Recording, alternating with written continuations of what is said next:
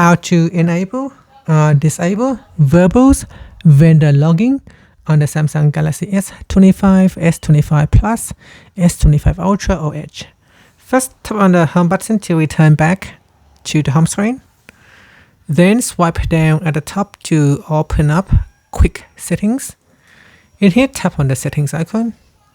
After that, we then scroll down to the bottom and tap on Developer Options. Now from here, scroll down to the debugging section, and then you want to tap on the toggle button on Enable Verbose Vendor Logging.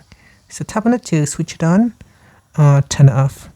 And here say include additional device specific vendor logs in bug reports, which may contain private information, use more battery, and or use more storage. And finally, you can tap on the home button to return back to the home screen. And that's it. Thank you for watching this video. If you find it helpful, please like and subscribe to my channel for more videos.